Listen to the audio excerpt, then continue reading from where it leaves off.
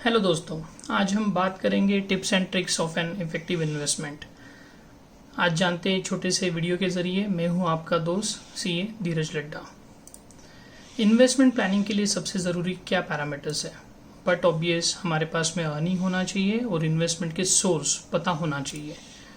Along with that investment से हमें क्या गोल्स अचीव करने हैं डाउन द लाइन।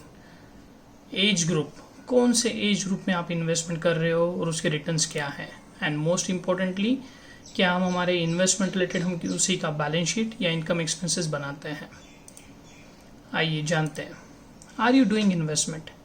ये काफ़ी बेसिक क्वेश्चन है। हम सभी लोग इन्वेस्टमेंट करते हैं, बट क्या आपकी इन्वेस्टमेंट इफेक्टिव है?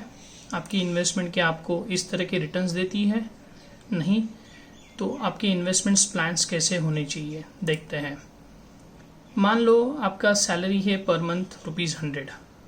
हमें 100 रुपीज़ कैसे स्पेंड करना है, कैसे इन्वेस्ट करना है, हम देखते हैं।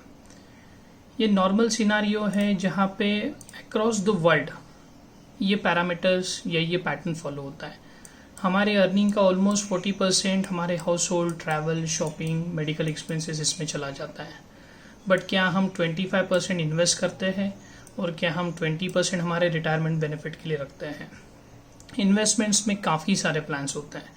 If I talk from the salary point of view, PF, PF ये ऑप्शन सिर्फ सैलरी लोगों के लिए एप्लीकेबल है। शेयर्स, इसके अलावा जो भी ऑप्शंस है, all the class of persons, B it be like a businessman और द सैलरीड पर्सन, वो इन्वेस्टमेंट कर सकते हैं। हम में से कुछ लोग शेयर्स में इन्वेस्ट करते हैं, बट कुछ लोग ये भी गलती करते हैं, एक ही काइंड ऑफ स्क्रिप्ट में इन्वेस्ट करते हैं। फॉर एग्जांपल, किसी ने इन्वेस्ट किया है सिर्फ आईटी सेगमेंट, उन्होंने फिर विप्रो, इन्फोसिस, टीसीएस इसी के शेयर किए। बट क्या दोस्तों, अगर आईटी कंपनी में स्लो डाउन आ जाता है, क्या आपका इन्वेस्टमेंट इफेक्टिव होगा? इसीलिए हमेशा सोचिए, your investment even though it is in shares, it should be diversified. आप अलग अलग सेगमेंट में इन्वेस्ट कीजिए।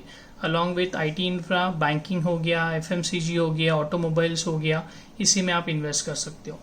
Your investment would be of 2 types. एक जो आपको इमीडिएटली फंड्स अवेलेबल करके दे, हम जिसे बोलते हैं लिक्विड, और कुछ लॉन्ग टर्म बेसिस पे हो सकती है जिसे हम कहते हैं लैंड और हाउस प्रॉपर्टी। ये मेडिकल इमरजेंसी और ये मेडिकल इमरजेंसी में डिफरेंस समझिए। This is related to your regular medical expenses checkup, but this should be related to your emergency needs. Something goes wrong, कुछ अनफॉर्चुनेट इवेंट हो जाते हैं, तो हमें इसके लिए भी प्रोविजन करके रखनी पड़ती है। बट हम जिस हिसाब से बात करते, क्या हमारे गोल्स इन्वेस्टमेंट रिलेटेड इतनी आसान होती है? नहीं, वहाँ पे काफ़ी सारे अनफॉर्चुनेट सर्कमस्टेंसेस होते हैं जिसे हम एक्सटर्नल फैक्टर्स कहते हैं, जो हमारे हाथों में नहीं है। और रियलिटी कुछ इस प्रकार लगती है, हम यहाँ पे हैं, हमें यहाँ पे अचीव होना है। इतने सारे ऑब्स्टेकल्स नोइंगली अननोइंगली आ जाते हैं। तो क्या हम हमारा स्ट्रैटेजी प्लान चेंज कर सकते हैं? जी हाँ, ज़रूर। अभी आप जैसे यहाँ पे देखोगे, वेरी इजी पैटर्न, हमने 100 रुपीज़ का बेस पकड़ा था। क्या हम इमेजिन करेंगे हमें 100 रुपीज़ इनकम आ ही नहीं रहा है, उसके जगह पे हमें इनकम आ रहा है सिर्फ 90 rupees. So this 10 rupees you have to move to your other source of income, जहाँ से आपको रिकरिंग इंटरेस्ट इनकम आ जाए, रेंटल इनकम आ जाए या कोई डिविडेंड इनकम आ जाए। और ये 10 रुपीज़ आप कहाँ से कर्टेल करोगे? आपके एक्सपेंसेस से। सो ये expenses if you cartel and if you're getting this other source of income on a regular basis along with your primary source of income, आपको जहाँ से भी प्राइमरी इनकम आ रहा है उसमें ये इजाफा होगा। ये पैटर्न को दोस्तों फॉलो कीजिए। जो भी सैलरी आता है उसमें से ऐसे इमेजिन कीजिए 10% आपका था ही नहीं और उसको आपको रिकरिंग सोर्स ऑफ इनकम में डालना है। इन्वेस्टमेंट में सबसे इंपॉर्टेंट चीज़ें होती है रिस्क पैरामीटर्स, हम उसे कहते हैं इवैल्यूएशन रिस्क। ये क्या रिस्क होती है? Inflation, interest, income, personal liquidity. जानती है, एग्जाम्पल के जरिए आपने कार परचेस करने का प्लान किया था 2019 में, बट अनफॉर्चुनेटली आप कार परचेस नहीं कर पाए। Now you are thinking in 2021। आप इमेजिन कीजिए दोस्तों, 2021 और 2019 के इन्फ्लेशन रेट में डिफरेंस आएगा। व्हीकल का रेट ऑफ इंटरेस्ट शायद से बढ़ा होगा, कम हुआ होगा। इनकम सोर्स, पैंडेमिक आ चुका है, किसी के जॉब्स ले ऑफ हुए, सैलरी कट हुआ है, या किसी के बिजनेस शट डाउन हुए हैं।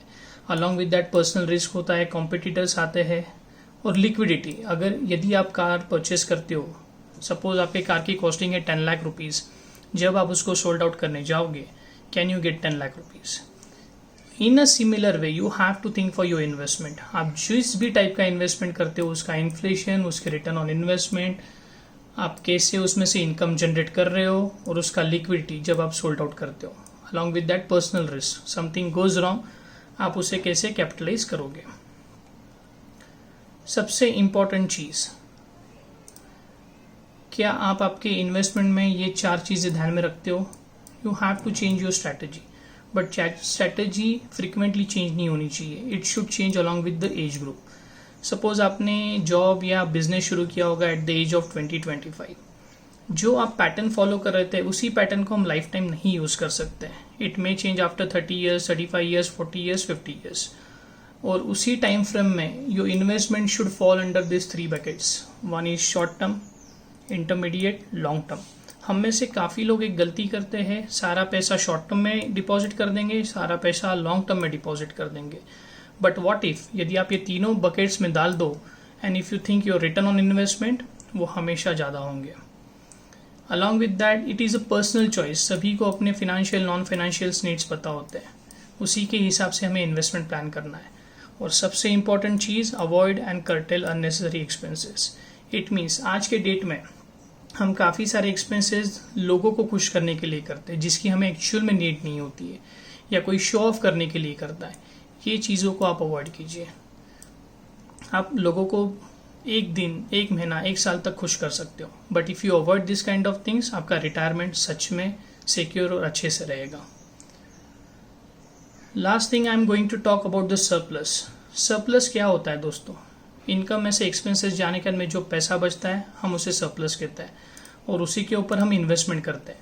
But can we make those changes? जैसे मैंने आपको पहले कहा था, इनकम का कुछ पोर्शन पहले ही इन्वेस्टमेंट के लिए बाहर निकाल दो। नॉर्मली ह्यूमन बीइंग क्या करता है, यदि कुछ पैसा सरप्लस में बचता है then we are going towards investment. But वैसे ना करते हुए पहले ही हम 10-15% यदि हमारे इन्वेस्टमेंट की ओर बढ़ा दे, देन प्रोबेबली आपको सरप्लस के लिए रुकना नहीं पड़ेगा। So in those 90 rupees you will think how you have to manage your overall expenses. इसी के साथ में आप बैलेंस शीट बनाना शुरू कीजिए। हमने देखा होगा, हमें लगता है बैलेंस शीट सिर्फ सैलरीड क्लास बनाता है। यहाँ पे ऐसे कहाँ पे लिखा हुआ नहीं है salaried person can't make a balance sheet. Balance sheet से आपको एक सही और इम्पॉर्टेंट चीज़ ऐसी पता चलती है कि आपकी इन्वेस्टमेंट सच में इफेक्टिव थी। आप आपकी इन्वेस्टमेंट को कंपैरिजन कर सकते हो। आप last year versus current year में आपको पता चलेगा क्या इन्वेस्टमेंट गलत थी, क्या इन्वेस्टमेंट सही थी, किसका रिटर्न ऑफ इंटरेस्ट सबसे अच्छा आया हुआ है, आपको और पैसा कहाँ पे इन्वेस्ट करना है। Similar way income and expenses यदि आप बनाओगे, आपको पता चलेगा हमारे अननेसेसरी एक्सपेंसेस क्या हो रहे हैं। शॉर्ट टर्म में हमें हमारे इन्वेस्टमेंट उसके रिटर्न्स याद होते हैं, बट लॉन्ग टर्म के लिए आप सोचोगे balance sheet will make more sense. यदि आप यहाँ पे कुछ चीज़ें बना के रख दोगे, आपको 4-5 साल के बाद में पता चलेगा कि मुझे और पैसा कहाँ पे इन्वेस्ट करना है और कौन सा मेरा डेड इन्वेस्टमेंट है जहाँ से मुझे पैसा विड्रॉ करके दूसरे सेगमेंट में डालना है। जाते जाते कुछ फेमस कोट्स है वॉरेन बफेट जी के, जो हमने काफ़ी बार सुने हैं, पढ़े हैं। एक बार इसे पॉज करके ज़रूर पढ़ लिएगा, it will help you lot. Along with that और मैंने 2 कोट्स रखे हुए हैं, एक वॉरेन बफे का है और एक बिल गेट्स का है। यदि दोस्तों आपको कोई क्वेश्चन है, feel free to put those questions in comment box. Thank you for watching this video. Thank you.